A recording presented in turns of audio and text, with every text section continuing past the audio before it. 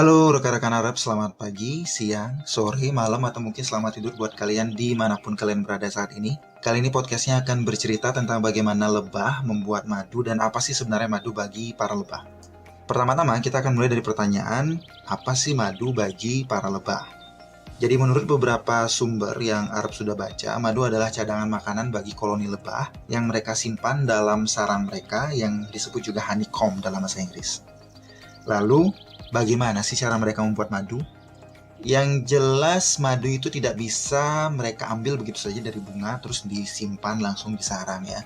Jadi tidak seperti hewan lain mungkin tupai atau hewan lain yang bisa mengambil langsung dari alam terus mereka simpan di sarang mereka untuk cadangan makanan. Kalau lebah, mereka harus bekerja ekstra untuk mengolah bahan utamanya madu kan nektar. Jadi mereka harus bekerja keras untuk mengolah nektar menjadi madu yang kita kenal dan konsumsi sekarang ini. Mau tahu gimana caranya? Kita lihat fase-fasenya. Dari yang pertama, pastinya lebah akan mencari tumbuhan atau tanaman penghasil bunga yang mengandung banyak nektar.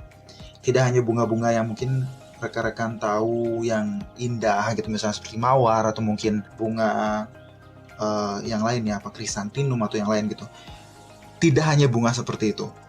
Tanaman-tanaman buah yang berbunga yang menghasilkan nektar banyak juga mengundang banyak lebah untuk datang dan menghinggapi bunga-bunga mereka. Karena di sana juga terjadi proses penyerbukan kan seperti yang kita pernah pelajari di biologi mungkin dulu ya. Nah, ketika lebah sampai di bunga-bunga tersebut, mereka akan mengambil nektar dengan menggunakan mulut mereka yang sudah berbentuk corong kecil seperti itu. Jadi dihisap nektarnya sama mereka, kemudian ditaruhlah di perut mereka. Nah, dalam perutnya si lebah itu juga sudah ada enzim yang membantu merubah struktur kimiawi nektar dan juga menambah kadar keasaman nektar atau pH-nya nektar ditambah gitu kan, jadi naik pH-nya sehingga nektar itu bisa bertahan lebih lama. Karena kalau misalnya, karena kan ada beberapa bakteri yang tidak bisa hidup di kadar di asam yang terlalu tinggi mungkin. Jadi itu yang membuat nektar itu bisa bertahan lebih lama. Nah, ini adalah tahap pertama pembuatan madu yang terjadi, yang prosesnya terjadi di perutnya lebah. Kemudian kedua, nektar yang ada dalam perutnya lebah itu dibawa sama lebah sampai di sarang mereka.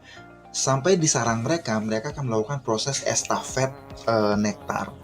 Nah, estafetnya ini dari mulut ke mulut. Jadi liurnya lebah itu juga mengandung enzim tertentu yang membuat madu itu kaya akan antioksidan, kaya akan vitamin, dan juga mengandung atau kaya akan beberapa antibakteri, antivirus gitu. Jadi enzim-enzim yang ada di liurnya lebah ini yang membuat madu itu, nektar ini berubah menjadi madu yang kaya akan hal-hal tersebut tadi gitu. Dan mereka estafet nih dari satu lebah, dikumur-kumur nektarnya, kemudian dipindahin ke mulut lebah yang lain, dikumur-kumur juga dan dipindahin sampai akhirnya ditaruhlah di lubang-lubang dari sarang lebah itu. Nah, setelah ditaruh di lubang-lubang sarang lebah itu belum menjadi madu seperti yang kita kenal sekarang, karena para lebah pekerja perlu untuk menguapkan lagi kandungan air yang ada di nektar tadi. Karena nektar ini masih banyak mengandung kandungan air, dan kalau banyak mengandung kandungan air itu akan menyebabkan tumbuhnya bakteri, dan itu nektarnya bisa nggak jadi madu gitu, bisa basi gitu istilahnya. Jadi para lebah mengibas-ibaskan semua sayap mereka untuk bisa mempercepat proses penguapan dari air, dari kandungan air yang ada di nektar tadi. Sampai akhirnya nektar itu benar-benar tanpa kandungan air lagi dan teksturnya bisa kental dan manis karena itu hanya gula ya yang tersisa. Nah, setelah kandungan air dari nektar itu menguap semua, akhirnya nektar yang sudah berbentuk madu kental ini, madu alami ini disegel sama mereka dengan sekresi mereka yang dengan zat yang mereka sekresikan langsung dari abdomen mereka. Jadi setelah madu tersimpan di lubang-lubang sarang mereka, kemudian mereka segel dengan zat khusus yang mereka produksi.